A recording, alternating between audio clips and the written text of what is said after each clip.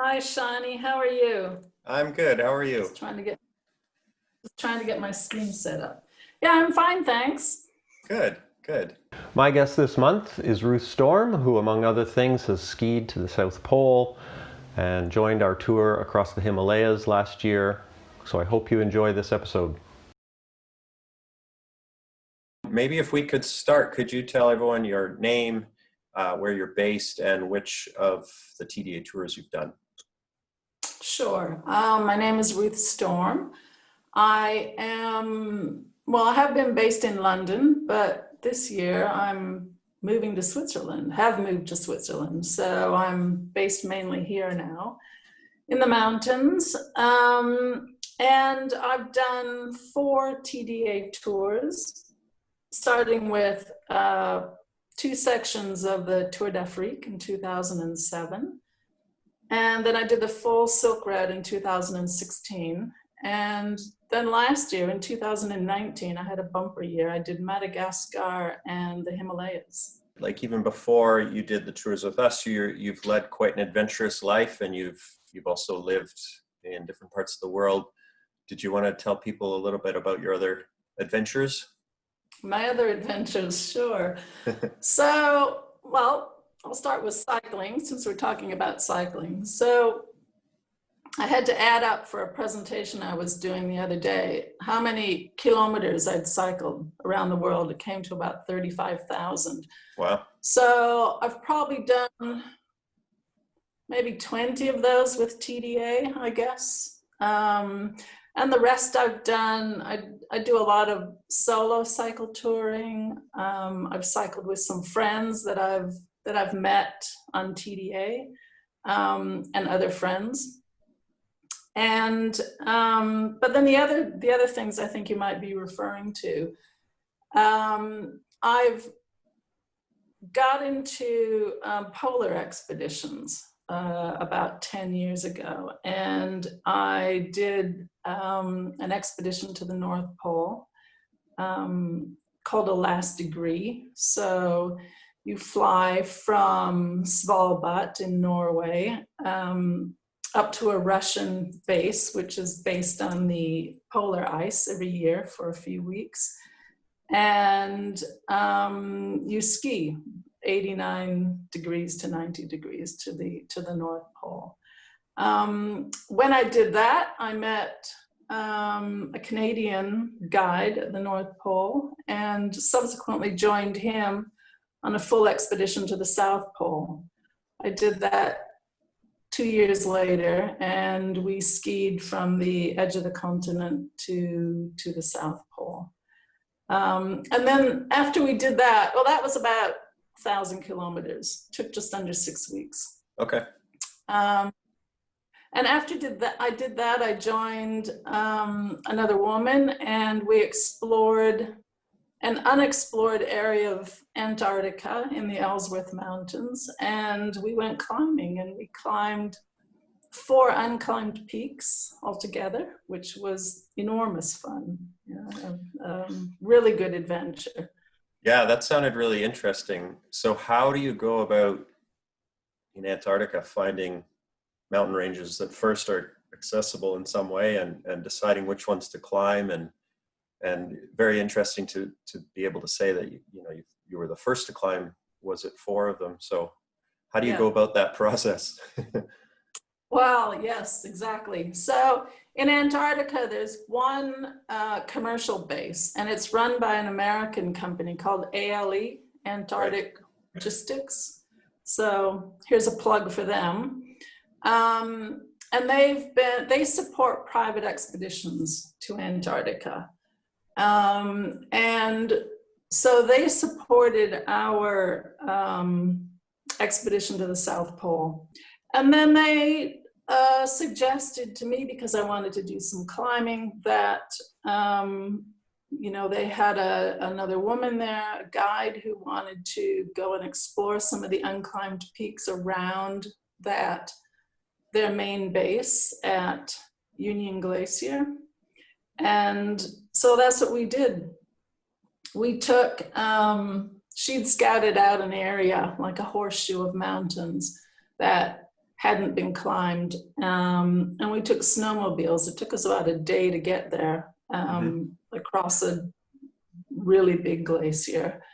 And we parked the snowmobiles in the middle, set up camp, and then went out and climbed the 4 peaks that were there. It was really good fun. Of course, because it was 24-hour daylight, we could climb anytime. So the first one we did at midnight after we got there. But we also, before we went out and did that, we did some practice climbing closer to the base. So yeah, in total, I was there 10 days, 2 weeks for the climbing. You know, we became the first women to climb certain routes and certain peaks in that area, but probably because we were the only women there at the time. Still an achievement, though. It's really cool. Let's move back to the TDA tours. Could you share with us maybe a favorite memory, or a lot of people have many favorite memories, but one memory you have that sticks with you from one of your trips? Yeah, so I was thinking about this, and the most recent memory, of course, is the Himalayas, because I just did that a year ago, and that was your inaugural trip. But I always think you only remember the worst times, don't you, or the challenges. So, or they stand out anyway. Exactly. I should have looked back to see what peak it or what pass it was, but it was a high pass, probably over 5,000 meters. Oh, and the weather was appalling going up it. Started raining. Of course, it was freezing because we were at such an altitude. By the time we got to the top, it was windy, it was cold, we were wet, and I mean, no wet weather gear protects you.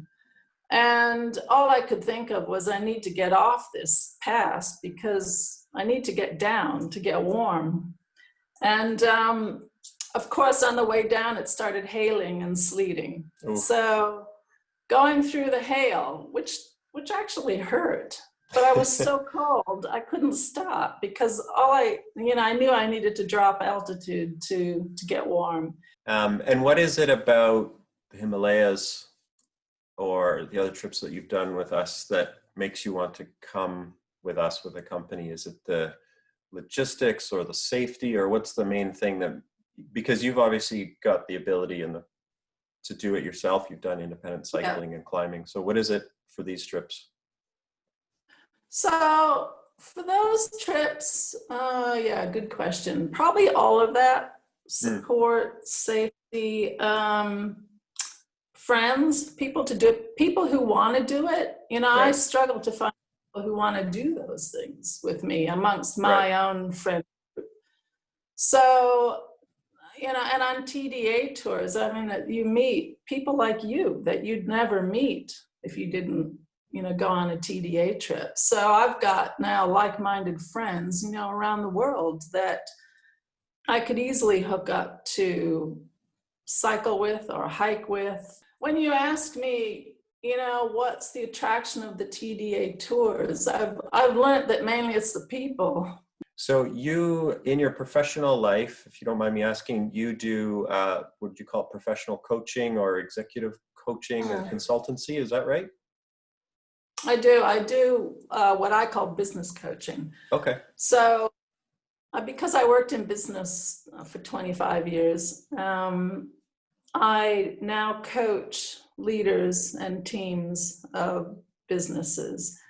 And I so on a couple of the TDA tours, we started doing like after dinner or before dinner, we'd talk about some of our experiences. So I do a presentation around leadership and teamwork, which relates to my polar expeditions and climbing in Antarctica. So I did that on a couple of TDA tours. You know, they're really interesting and talented people on these tours, and what's kind of nice, everybody's at the same level because you're all just struggling to survive and cycle every day.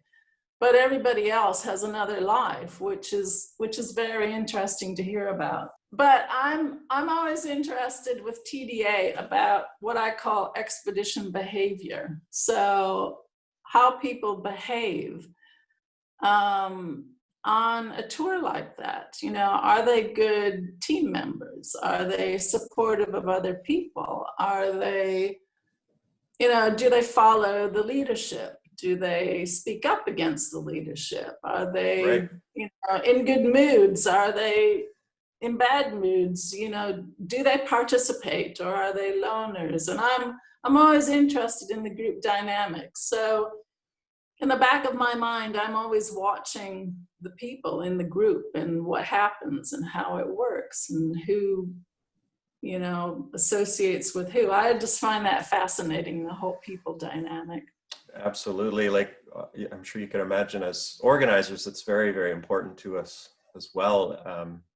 Trying to cultivate good group morale, and we use that term a lot, of expedition behavior, and how everyone sort of has to work together to make it a success. And it sounds cliche, but it's very true. Like, and the group can make or break a trip. Really, it's so important. So that's a really good way to think about it. The group can make or break a trip, and it only needs one or two outliers in the group that can, you know, really mess things up, frankly, or you know, change the mood. It's quite interesting.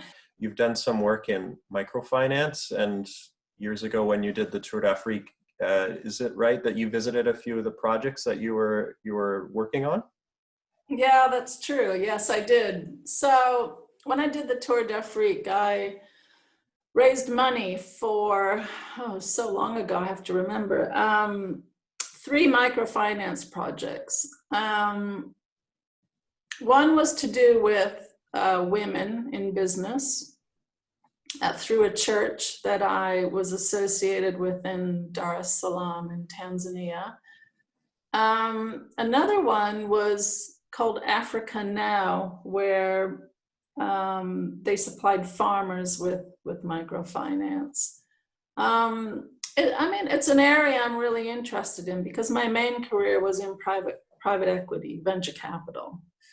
And so I quite like the idea of investing money in people and in businesses. And I like the concept of microfinance because you're not just giving people money, you're giving them loans to start businesses. They need to have a business plan.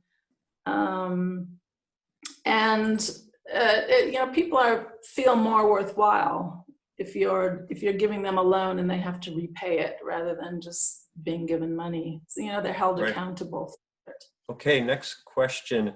Do you have any tips or advice for someone who's never done a trip with us, who's might be considering it? You know, what sort of things would you wanted to have known before you did your first trip with us? What I think's nice about you guys is that you offer so much information. You know, the website has a lot of information. I would say talk to other people if you have any concerns. So I think you guys have put a few people in touch with me, you know, who wanted to speak with previous riders.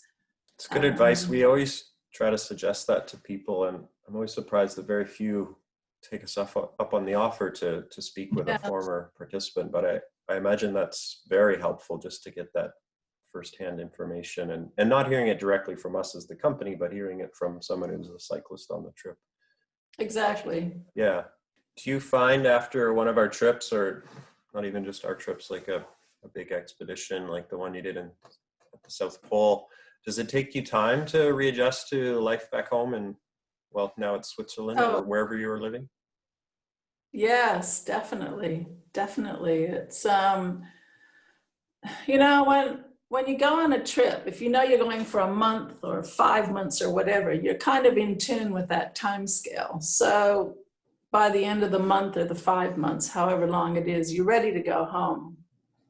But gosh, yeah, you don't have to get culture shock when you travel back to London or Switzerland, when you've been, you know, sleeping in tea houses in India and Nepal.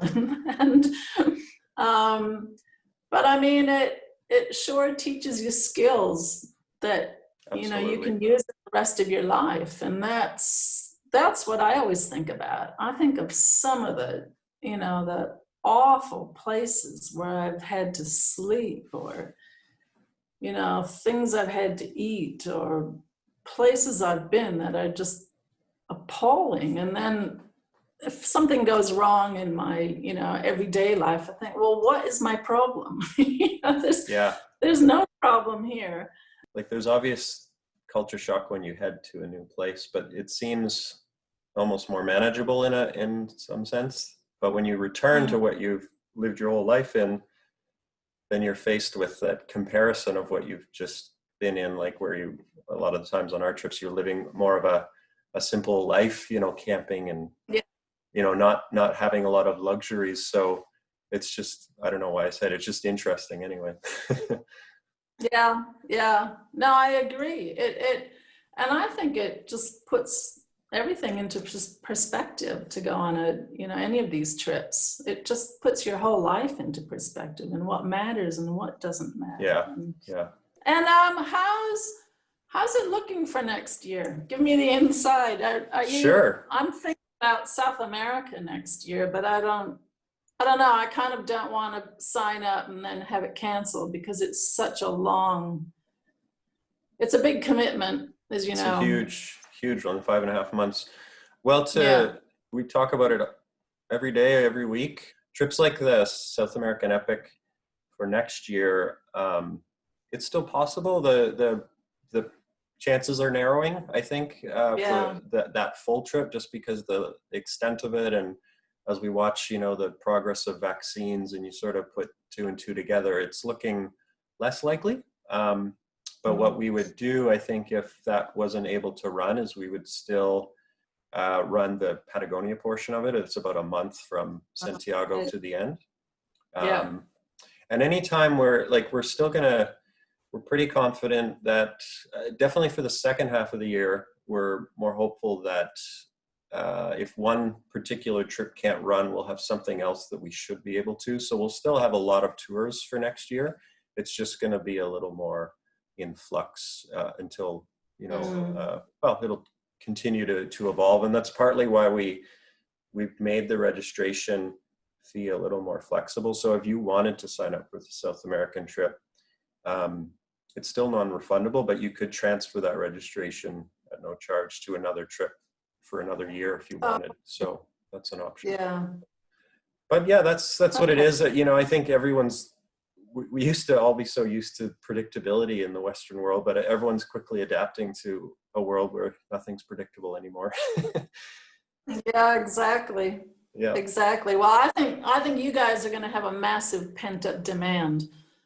We think so too. Yeah, and we're very hopeful and very excited for that, and eager to get, you know, just eager to run a trip again. It'll be very satisfying just to get back on the road and see a trip completed.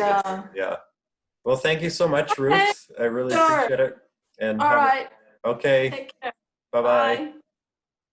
Make sure you subscribe to our YouTube channel, and we'll be back next month with another episode.